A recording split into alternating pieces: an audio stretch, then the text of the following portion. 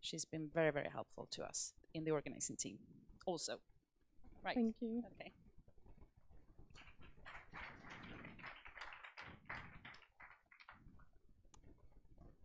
Um,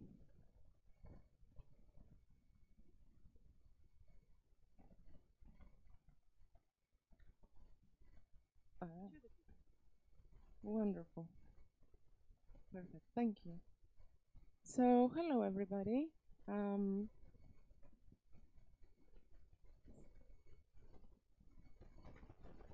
I'll speak louder. Yeah, can you hear me? Well, hello again. For those of you who don't know me, my name is Kalliope Tsouroupidou, and I work as a community advocate for the Wikimedia Foundation's support and safety team. If you don't know what my team does and who we are, that's probably a good thing because it means that you never needed us. And that's also a good thing. So, what I'd like to talk to you about today is a bit of an introduction to how we can host safe and therefore diverse in-person events. I'd like to first talk about diversity just a little bit, to give you a brief overview of how we can host safe events and how that can contribute to increasing diversity in the movement overall. And I would also like to invite your participation in this. So it's not going to be just me talking. At some point, I would like to invite you to do some stuff with me. Before we continue, I would like to ask you to take a look at the other people on your table and make sure that they don't speak the same native language as you do.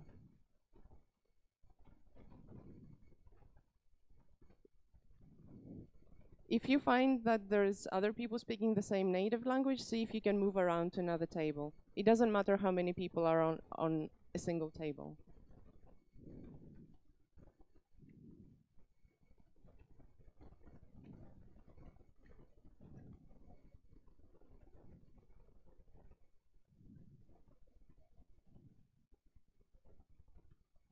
Yeah?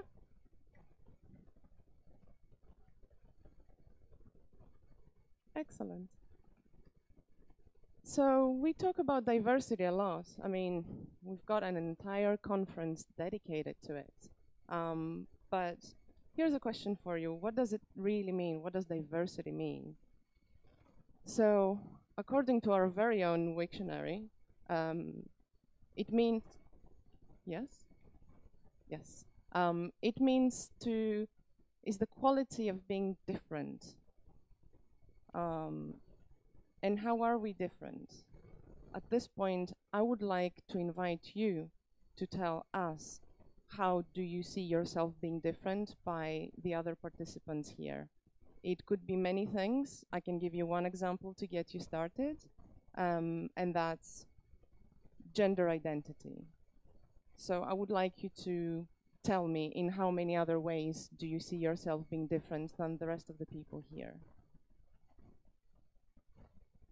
Yes, it's on the Menti. Oh, the code, yes. 18, yes, sorry. Missing the code.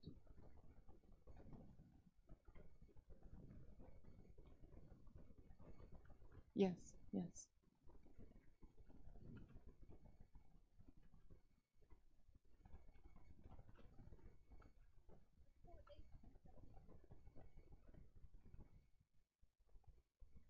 Yes.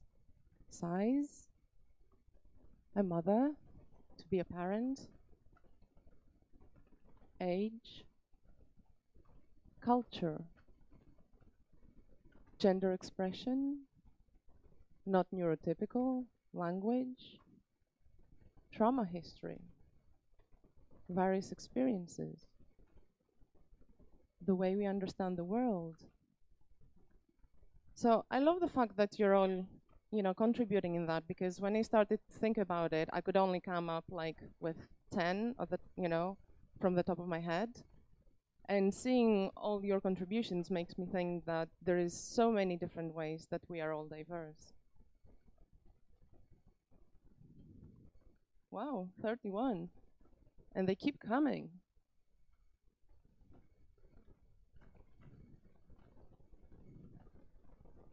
Okay. Okay. Well, I think 35 is probably a good number. So we can probably move on.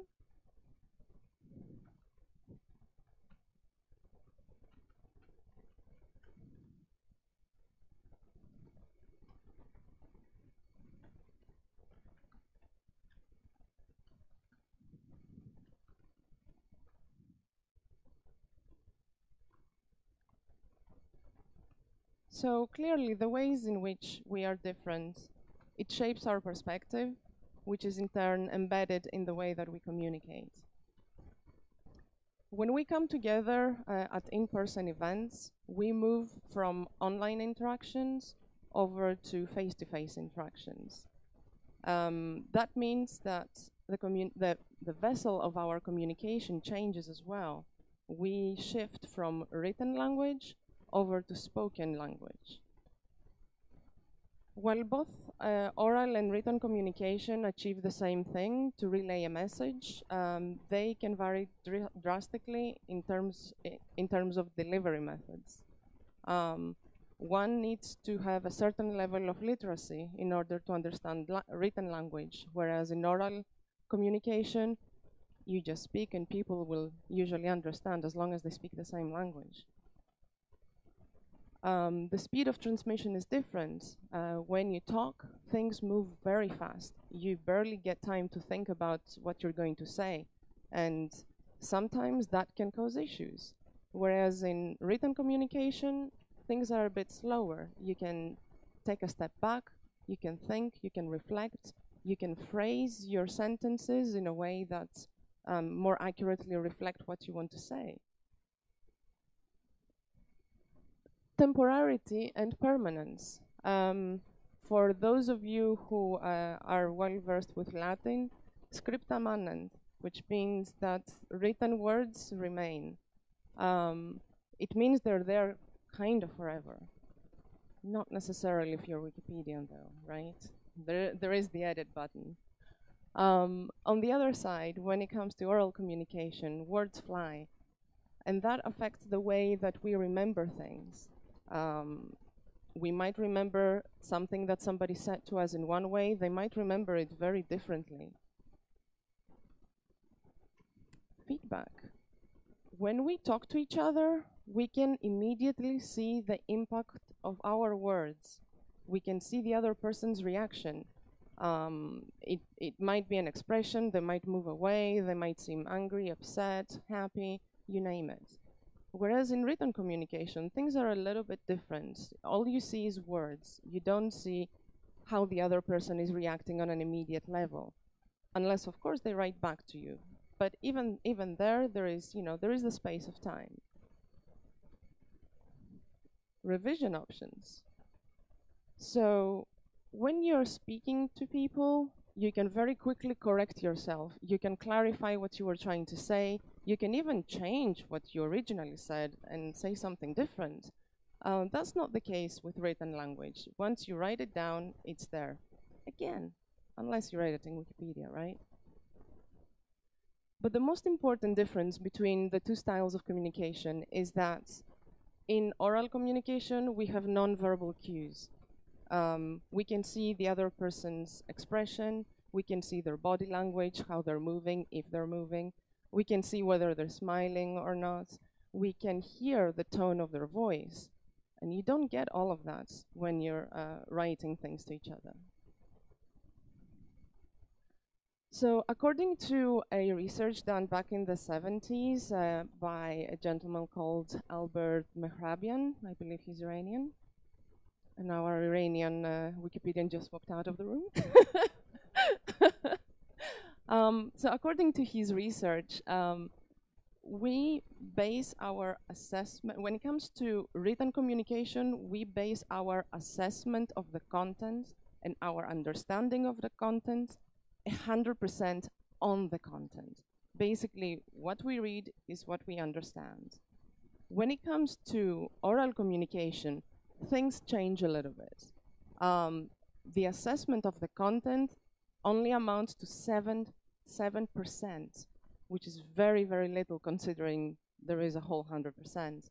The rest of it is based on the tone of voice and the body language. So you can probably imagine that when there's the other two pieces of information for us in oral communication, that means that the perception from oral communication to written can be very, very different. You read something and you understand it in a certain way, you hear somebody say that something to you, and it's a completely different story, even if the words are the same. So when we can have this kind of difference in understanding between oral and written communication, that means that when we come to meet each other in person, there is an increased probability of potential misunderstandings, miscommunications, getting wires crossed, and those could result in friendly space policy violations. The more a crowd is heterogeneous, the higher the probability of having those misunderstandings and those misconceptions, because the probability of miscommunication increases. So, what could go wrong? Somebody might ask. We might end up having critical safety violations. Those are, well, I would say the nasty stuff. It could be physical assault, sexual assault. It could even be a major theft or robbery.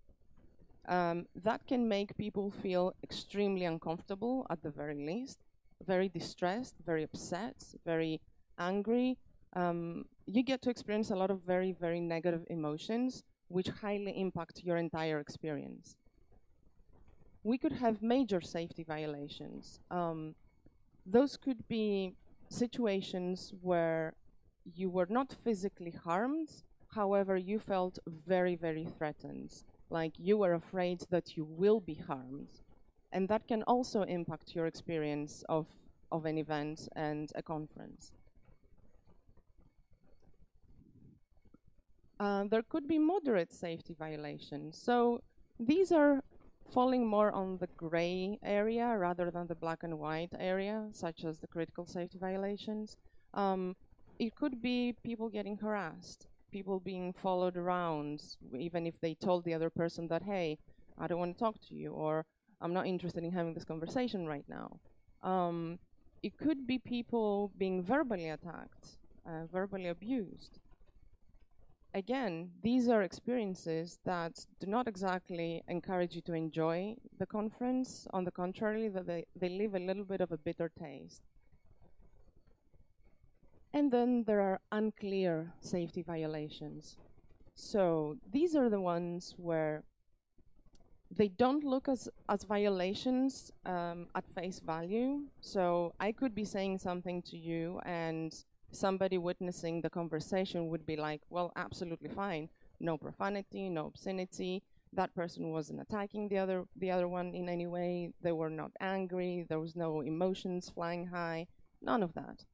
However, that little conversation could still be considered a violation depending on the context.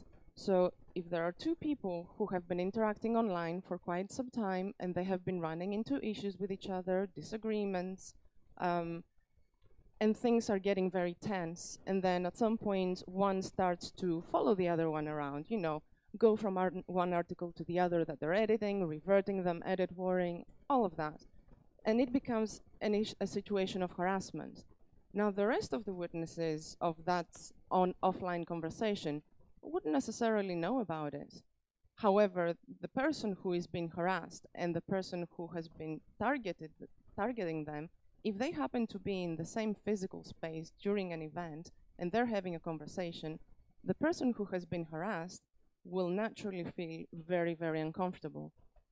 but you wouldn't know about it unless you had the context that, you know, there is a lot of background between the two people happening online.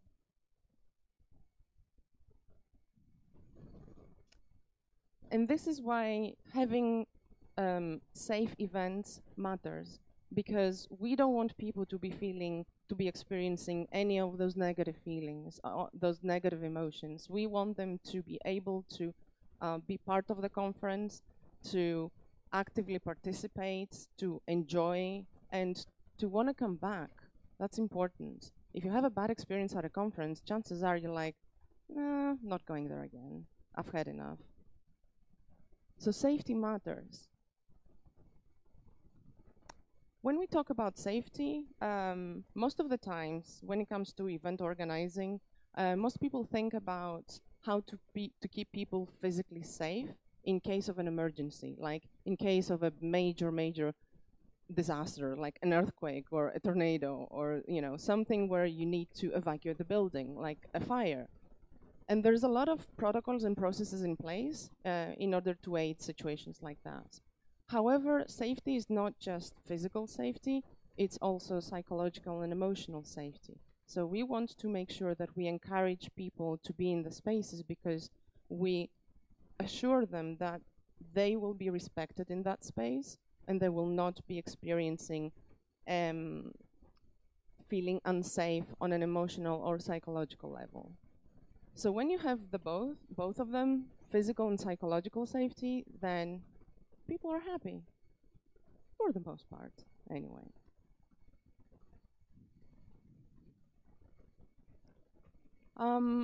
But what happens when we don't have safe spaces? That can impact hugely the event attendance. Like I said before, people will not actively choose to come to an event again. Not necessarily just the same event happening next year, but perhaps to any event, which is, I think, pretty horrible. It deprives you of the opportunity to interact with so other many Wikimedians and to contribute in the project in ways that you perhaps hadn't thought before, to get to find out about projects that you had no idea are happening, to make connections. So event attendance is obviously quite major. At the same time, you don't get to participate in the forging of the Wikimedia movement culture. Every single one of you coming from the 43 countries here, you are actually being part of forging of that culture. And I mean, we've been talking about the strategic direction a lot, where we're going to be in 2030. Your voices matter, and your voices have the opportunity to be heard when you're here. If the spaces are not safe for you to be here, then it's very likely that your contribution levels are impacted. Sometimes you might go home and you're feeling so upset and so disappointed that you don't want to contribute anymore. You don't want to go near the projects at all. And of course, if you're upset, chances are you won't talk to your friends about it. You won't talk to teachers, you won't talk to your neighbors, your family, you won't talk to anybody about it. So the expansion stops right there with you. But most importantly, that means that we lose single perspective, which could be amplified to be multiple perspectives.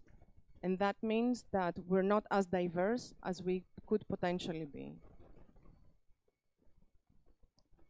So who's responsible in maintaining event safety? Could I possibly put that question out to the audience and maybe see some hands with any ideas? Pardon? Collective? Yeah. Organizer? Pardon? All of us, yeah, collectively?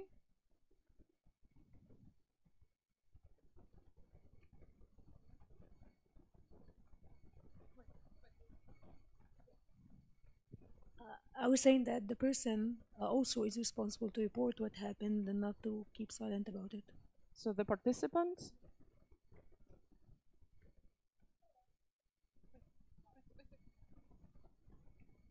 Um, I apologise for disagreeing with your point. The current wave of sexual harassment, abuse, assault, rape claims that are going on and that continue to go on, particularly in the UK. I mean, there literally hasn't been a front page in the papers for the past month without a story about this. And one of the things I feel really strongly about is that we cannot put the onus on a victim to take responsibility.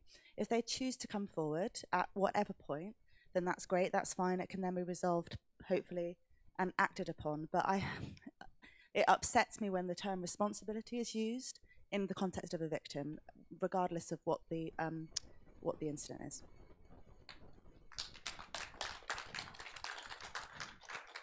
That's certainly a fair point, and I couldn't agree more with you. Though I guess my question was a bit more generic than that. It wasn't specifically about the victims, more like. Okay, that's fair enough. Thank you very much. So the people who are responsible is basically everybody who are part of the conference in an active or a passive way. It's the event organizing team. It could be the hosting organizing team, which would essentially be the people or the organization who are funding the event or sponsoring the event. It could be venue staff, the hotel security staff in this case. And it is event participants. And again, I want to stress that this doesn't have a specific victim color to it. It's a little bit more generic than that. So what can we do to increase safety during events? There's several things that we can consider, whether we are the hosting team, the participants, and we can do that before, during, and after the event. The event organization team can start early with this work. They can liaise with the venue to find out what spaces are available. They can assess the needs and plan the layout. They can see if there is enough space to meet everybody's needs, if there's big spaces for group meetings, if there are small spaces, quiet spaces. That's an important thing that we've been seeing emerging more and more. A lot of us are, well, we're not the same. So some of us are a bit more introverted, some of us are a little bit more extroverted. So sometimes some of us need the time and the space to retire in a quiet space, but not necessarily removing ourselves from the event. So going to the room is one option, but it's usually, people tend to feel a lot better when they are just in a quieter space, but still feel surrounded by the rest of the participants.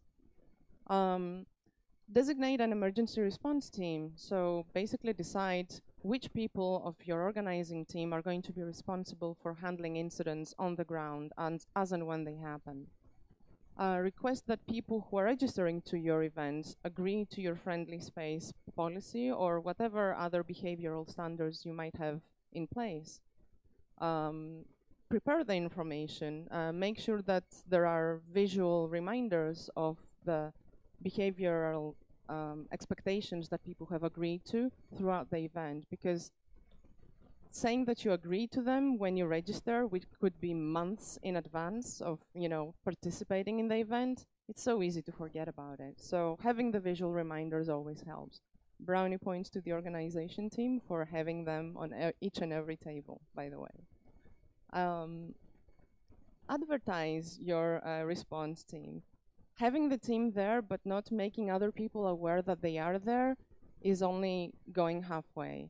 You need to make sure that people know who to go to if they are to report an incident, whether they experienced it themselves or somebody witnessed an incident and they want to report it. Be ready to act.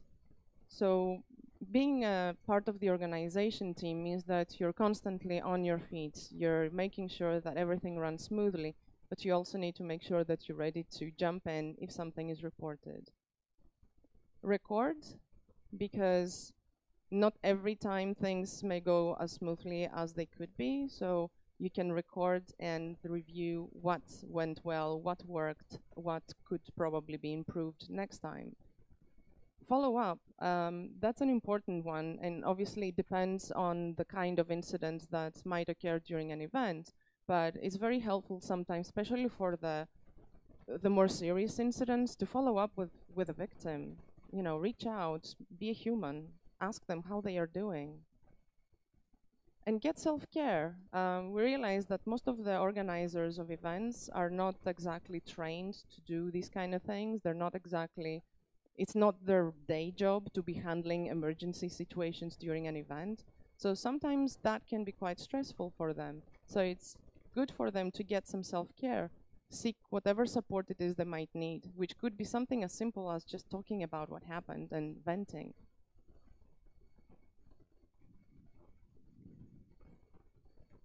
And then the hosting team, the organization or the entity that is sponsoring the event or funding the event.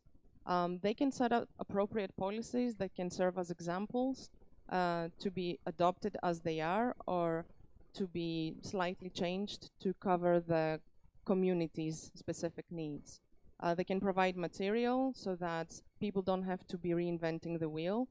They can just use what's existing. And they can offer support on the ground if they happen to be having members of their teams or their staff attending that particular event. And the participants, what can the participants do? You can first familiarize with those behavioral guidelines. They are there to be read, so when you have them, please do read them. You will be very surprised how often people completely forget about those. So it's always good to be reminded of them. Familiarize yourselves with the emergency response team. So again, it's been done in a great way here. The response team was introduced on the very first day, in the very beginning of the day and the conference. So people were able to match a name with a face. So keep an eye, you know, see where those different people are in case you need to report something to them. Be an ally. This is one of the single most important things. Be supportive. When you witness a situation, you don't have to jump to the judgment phase. Like, that person's reaction happened because whatever incident took place, they hit a nerve with them. It might be a serious incident, it might be an incident that is a bit, you know, you look at it and you're thinking, yeah, that wasn't a big deal. However, if that person got upset, they had a reason to get upset, so respect that. Allow them to be able to express, you know, how they feel if they need to do that. Be ready to report an issue. So witnessing something is not enough. You need to make sure that if the person who experienced it directly is not willing or doesn't want to report it yourself. There is no harm in that. As it was said earlier by Lucy, I think, the weight doesn't have to fall on the victim. We can all collectively support that. We can contribute to making the right people aware that something happened, even if the immediately affected person doesn't wish to say a single word about it.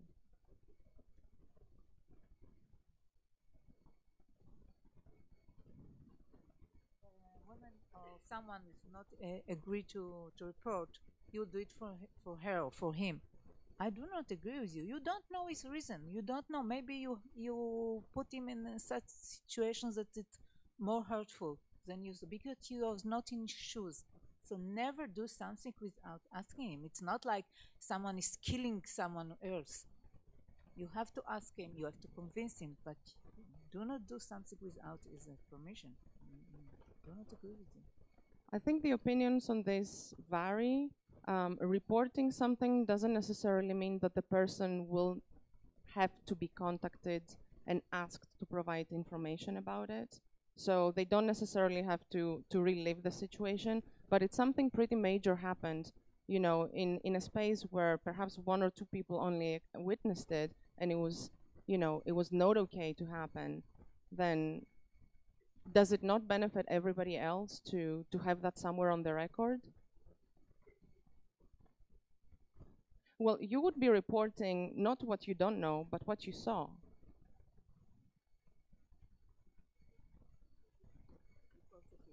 know why he's doing it. You ask him for permission.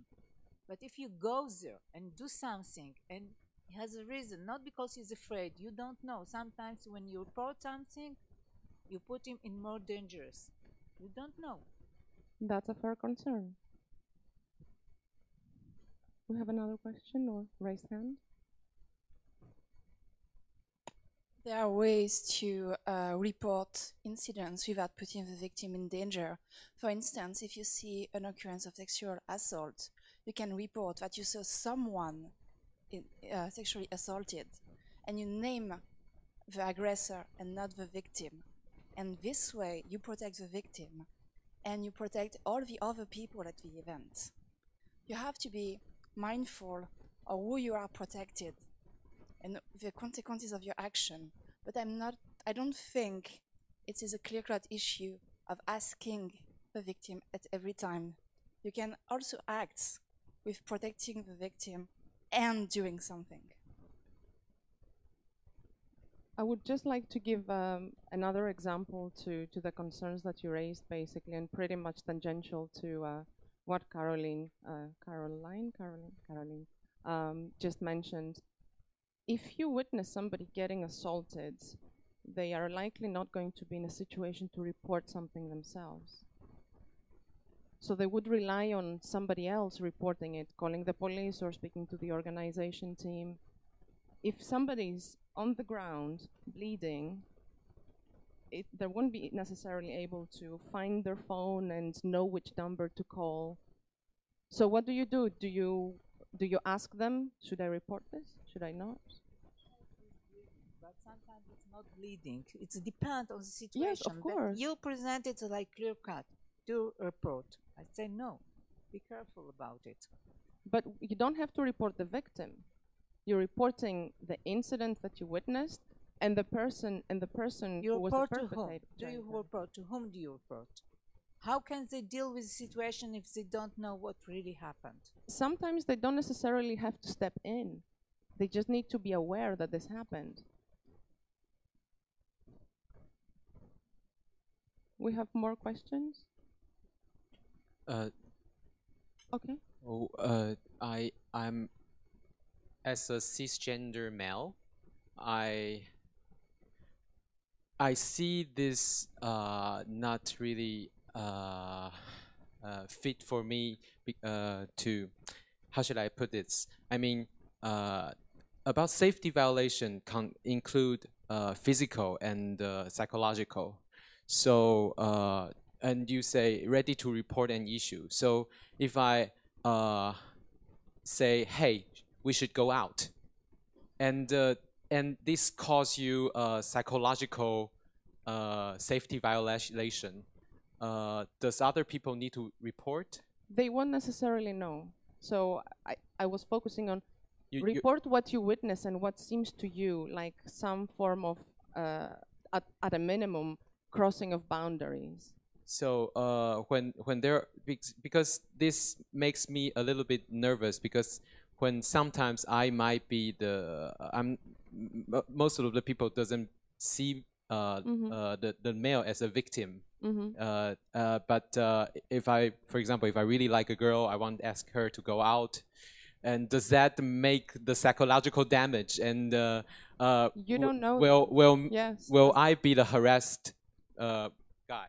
More often than not, as the witness, you won't know that unless it's really like the person seems very distressed, very, ready, like, broken down into tears. Most of the times for the, the more minor situations, you won't know as a witness.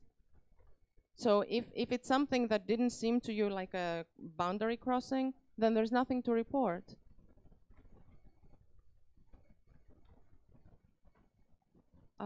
We're running out little of time, and the time there is the coffee time.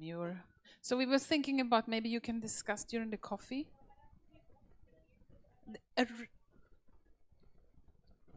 This is the one comment.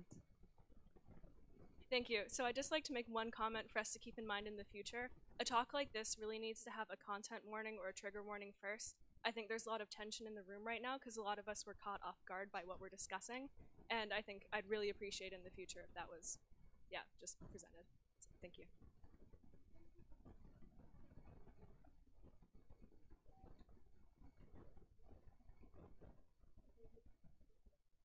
But maybe you want to report to the team.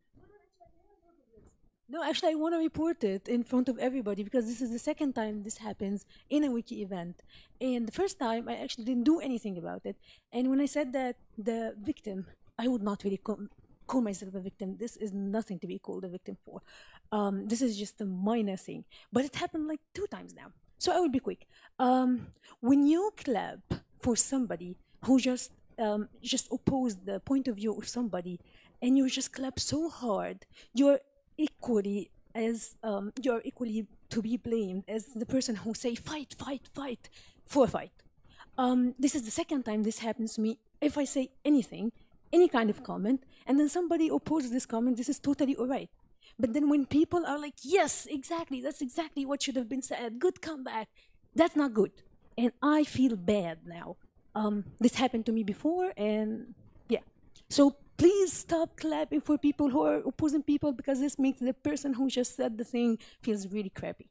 Thank you.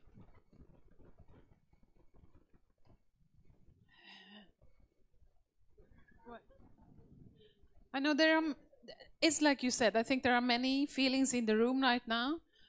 I think you should just talk like 2 minutes at the tables and we find the solution how to continue, okay? So just at the tables and then we talk a little how to do with this.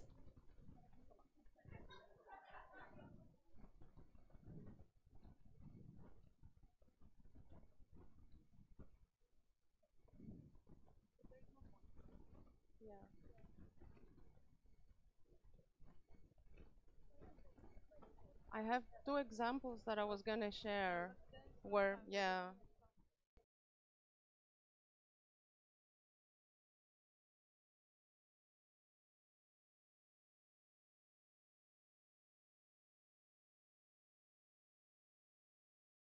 The presentation was slightly bigger and it included specific situations and how they were handled.